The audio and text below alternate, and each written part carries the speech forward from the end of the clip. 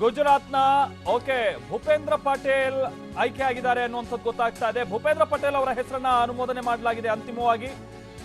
ಗುಜರಾತ್ನ ನೂತನ ಸಿಎಂ ಭೂಪೇಂದ್ರ ಪಟೇಲ್. ಅಲ್ಲಿಗೆ ಒಂದಂತೂ ಸ್ಪಷ್ಟ ಆಯಿತು, ಪಾಟೀದಾರ್ ಸಮುದಾಯಕ್ಕೆ ಮಣೆ ಹಾಕಬೇಕು ಅನ್ನುವಂಥ ನಿಟ್ಟಿನಲ್ಲಿ ಬಿಜೆಪಿ ಇತ್ತು. ಅದಂತೂ ಇಲ್ಲಿ ಬಹಳ ಸ್ಪಷ್ಟ ಆಗಿರೋದನ್ನ ನಾವು ನೋಡ್ತಾ ಇದ್ದೀವಿ. ಬಟ್ ವಿಚಾರ ಅಂತಂದ್ರೆ ಭೂಪೇಂದ್ರ ಪಟೇಲ್ ಅವರ ಹೆಸರು ಏನು ಬಹಳ ದೊಡ್ಡ ಮಟ್ಟದಲ್ಲಿ ಕೇಳಿ ಬರ್ತಾ ಇದ್ದಂಥದ್ದೇನಲ್ಲ.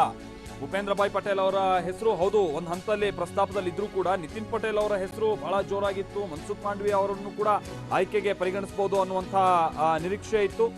ಬಟ್ ಅಂತಿಮವಾಗಿ ಭೂಪೇಂದ್ರ ಪಟೇಲ್ ಅವರ ಹೆಸರನ್ನ ಈಗ ಆಯ್ಕೆ ಮಾಡಲಾಗಿದೆ ಅನ್ನುವಂಥದ್ದು ಗೊತ್ತಾಗ್ತಾ ಇದೆ. ಅಲ್ಲಿಗೆ ಪ್ರಬಲವಾದಂಥ ಏನು ಪಾಟೀದಾರ್ ಸಮುದಾಯಕ್ಕೆ ಇಲ್ಲಿ ಮಣೆ ಹಾಕಿರುವಂಥದ್ದನ್ನು ಕೂಡ ನಾವು ನೋಡ್ತಾ ಇದ್ದೀವಿ.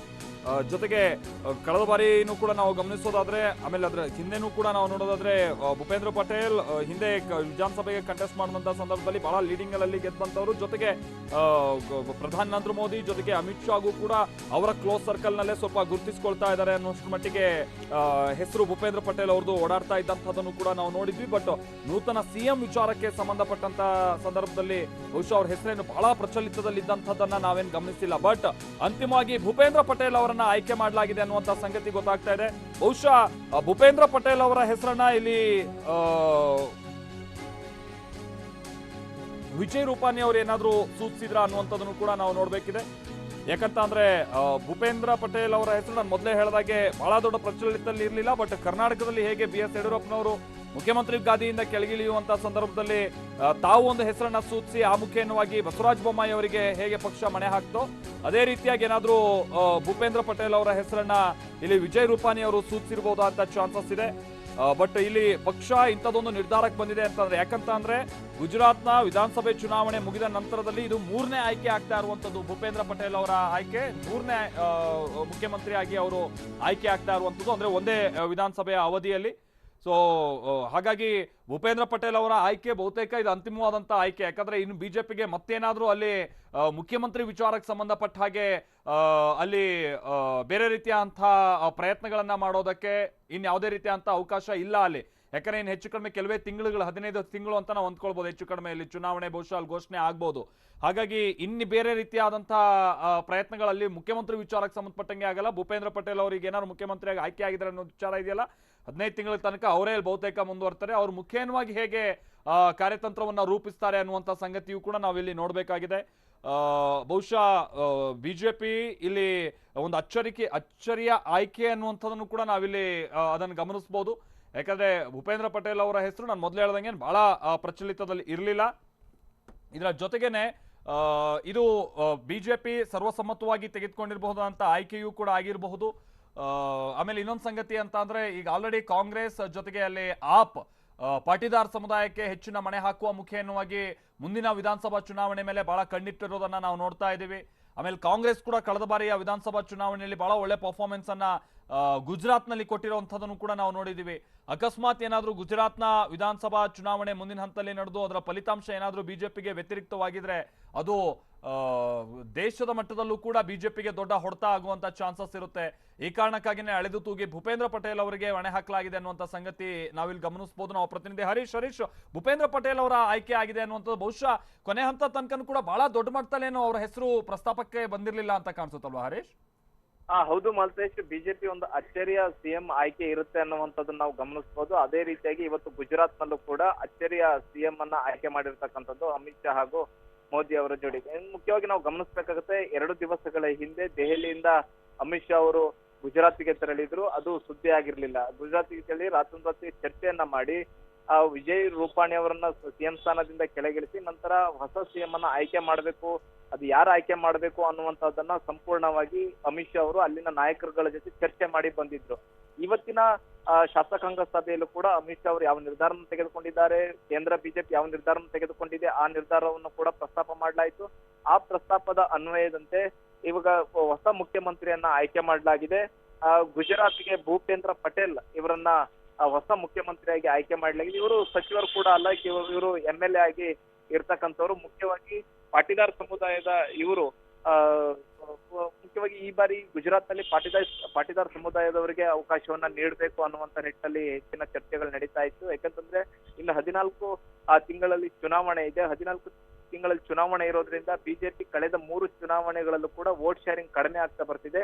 ಕಾಂಗ್ರೆಸ್ ವೋಟ್ ಶೇರ್ ಗೇನ್ ಆಗ್ತಾ ಹೋಗ್ತಿದೆ, ಮತ್ತೆ ಕಾಂಗ್ರೆಸ್ ಸೀಟುಗಳ ಸಂಖ್ಯೆ ಕೂಡ ಜಾಸ್ತಿ ಆಗ್ತಾ ಹೋಗ್ತಿದೆ. ಕಳೆದ ವಿಧಾನಸಭಾ ಚುನಾವಣೆಯಲ್ಲೂ ಕೂಡ ಕಾಂಗ್ರೆಸ್ ಹತ್ತಿರಕ್ಕೆ ಬಂದಿತ್ತು. 77 ಸ್ಥಾನಗಳನ್ನ ಗೆಲ್ಲಿತ್ತು. ಬಿಜೆಪಿ ಕೇವಲ 99 ಸ್ಥಾನಗಳನ್ನಷ್ಟೇ ಗೆಲ್ಲೋಕೆ ಶಕ್ತವಾಗಿತ್ತು. ಹೀಗಾಗಿ ಬಿಜೆಪಿಯನ್ನ ಹೇಗಾದ್ರೂ ಮಾಡಿ ಮಣಿಸ್ಬೇಕು ಅನ್ನುವಂತ ನಿಟ್ಟಿನಲ್ಲಿ ಕೂಡ ಇದೇ ಪಾಟಿದಾರ್ ಅಸ್ತ್ರವನ್ನ ಕಾಂಗ್ರೆಸ್ ಪ್ರಯೋಗ ಮಾಡ್ತಿದೆ.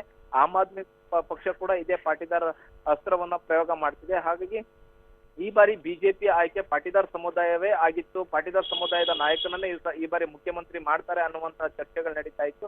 ಮತ್ತೆ ಅದೊಂದು ದೊಡ್ಡ ಸಮುದಾಯ ಆಗಿರೋದ್ರಿಂದ ಆ ಸಮುದಾಯವನ್ನ ಎದುರು ಹಾಕೊಳ್ಬಾರ್ದು, ಆ ಸಮುದಾಯದ ಮೂಲಕವೇ ಆ ಸಮುದಾಯದವ್ರನ್ನ ಸಿಎಂ ಮಾಡಿ ಆ ನಂತರ ಚುನಾವಣೆಯನ್ನ ಎದುರಿಸಬೇಕು ಅನ್ನುವಂತ ನಿಟ್ಟಿನಲ್ಲಿ ಬಿಜೆಪಿ ಕೇಂದ್ರ ನಾಯಕರು ಜಸ್ಟ್ ಹೋಲ್ಡ್, ನಾನು ನಿಮ್ ಜೊತೆಗೆ ಮಾತನಾಡ್ತೀನಿ ಹರೀಶ್. ಅಲ್ಲಿ ಬಹುಶಃ ಈಗ ಭೂಪೇಂದ್ರ ಪಟೇಲ್ ಅವರು ಮಾತನಾಡ್ತಾ ಇದ್ದಾರೆ.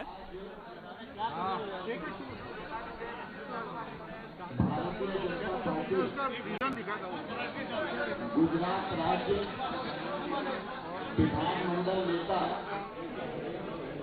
ये निर्वाचन की प्रक्रिया की दृष्टि से ये बैठक आमंत्रित की गई। निर्वाचन की प्रक्रिया पूर्ण हो इसके लिए पार्टी के राष्ट्रीय अध्यक्ष मुझे और केंद्रीय मंत्री श्री प्रहलाद जोशी जी को ये जिम्मेवारी दी थी। हम दोनों लोग यहाँ उपस्थित थे। सभी वरिष्ठ नेतागणों से चर्चा हुई। उसके उपरांत विधायक दल की बैठक में आए। विधायक दल की बैठक में नए विधानमंडल दल के नेता के रूप में एक नाम का प्रस्ताव आया और उस प्रस्ताव का अनुमोदन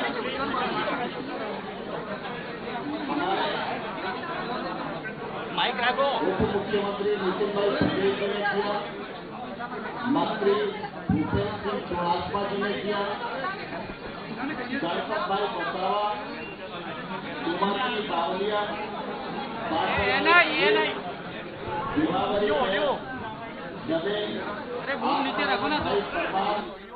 ಗುಜರಾತ್ನ ನೂತನ ಮುಖ್ಯಮಂತ್ರಿಯಾಗಿ ಭೂಪೇಂದ್ರ ಪಟೇಲ್ ಆಯ್ಕೆ ಆಗಿದ್ದಾರೆ ಅನ್ನುವಂಥದ್ದು ವಿಚಾರ ಗೊತ್ತಾಗ್ತಾ ಇದೆ. ಸದ್ಯ ಅವರಲ್ಲಿ ನೆರೆದಿರುವಂತಹ ಶಾಸಕರನ್ನ, ಪಕ್ಷದ ಸದಸ್ಯರನ್ನ ಉದ್ದೇಶಿಸಿ ಮಾತನಾಡ್ತಾ ಇರುವಂತದನ್ನ ಕೂಡ ನಾವು ಗಮನಿಸ್ತಾ ಇದ್ವಿ. ಬಟ್ ಇಲ್ಲಿ ಕಳೆದೊಂದು 2 ದಿನಗಳ ಹಿಂದೆ ಅಮಿತ್ ಶಾ ಅವರು ಸ್ವಲ್ಪ ಭೂಪೇಂದ್ರ ಪಟೇಲ್ ಅವರ ವಿಚಾರಕ್ಕೆ ಸಂಬಂಧಪಟ್ಟಂಗೆ ಒಲವನ್ನ ಹೊಂದಿದ್ದಾರೆ ಅನ್ನುವಂಥ ರೀತಿಯಾಗಿ ಸುದ್ದಿಯಾಗಿದ್ದುಂಟು. ಬಟ್ ಬಹಳ ದೊಡ್ಡ ಮಟ್ಟದಲ್ಲಿ ಭೂಪೇಂದ್ರ ಪಟೇಲ್ ಅವರ ಹೆಸರು ಕೂಡ ಪ್ರಸ್ತಾಪ ಆಗ್ತಂಥದ್ದನ್ನು ನಾವು ಏನು ಗಮನಿಸಿಲ್ಲ. ಆಮೇಲೆ ಹಿಂದೆ ಈಗ ಹೆಚ್ಚು ಕಡಿಮೆ ಇದು 4ನೇ ಅವಧಿಯ ಸರ್ಕಾರ ಅಲ್ವಾ, ಕಂಟಿನ್ಯೂಸ್ ಆಗಿ ನಾವು ಗುಜರಾತ್ನಲ್ಲಿ ಬಿಜೆಪಿಯ ಸರ್ಕಾರ ನೋಡ್ತಾ ಇರುವಂಥದ್ದು. ಬಟ್ ಕಳೆದ ಕೆಲ ವರ್ಷಗಳ ಹಿಂದೆಯಿಂದನೂ ಕೂಡ ಅವ್ರು ಏನಾದರೂ ಬಹಳ ಪಕ್ಷದಲ್ಲಿ ಅಥವಾ ಸರ್ಕಾರದಲ್ಲೇ ಆಕ್ಟಿವ್ ಆಗಿ ಅದರ ಹುದ್ದೆಯನ್ನು ಅಲಂಕರಿಸಿದಂಥದ್ದು, ಆ ಮುಖೇನವಾಗಿ ಅವರ ಸಾಧನೆ ಇಂತಹದನ್ನು ಕೂಡ ನಾವೇನು ಭೂಪೇಂದ್ರ ಪಟೇಲ್ ಅವರು ವಿಚಾರ ಬಂದಂಥ ಸಂದರ್ಭದಲ್ಲಿ ನಾವೇನು ಗಮನಿಸ್ತಾ ಇಲ್ಲ. ಬಟ್ ಅವರು ಪಾಟೀದಾರ್ ಸಮುದಾಯಕ್ಕೆ ಸಂಬಂಧಪಟ್ಟ ಹಾಗೆ ಓರ್ವ ನಾಯಕ, ಸುಮಾರು ಒಂದು ಹೆಚ್ಚು ಕಡಿಮೆ ಒಂದು 58-59 ವರ್ಷ ಪ್ರಾಯ, ಜೊತೆಗೆ ಹಿಂದೆ ಕಾಂಗ್ರೆಸ್ನ ಬಹಳ ಪ್ರಬಲ ನಾಯಕರ ವಿರುದ್ಧವಾಗಿ ಒಳ್ಳೆ ರೆಕಾರ್ಡ್ ಅಲ್ಲಿ ಗೆದ್ದಿದ್ರು ಅನ್ನುವಂಥದ್ದು ಒಂದಷ್ಟು ವಿಚಾರಗಳನ್ನ ಹೊರತುಪಡಿಸಿದ್ರೆ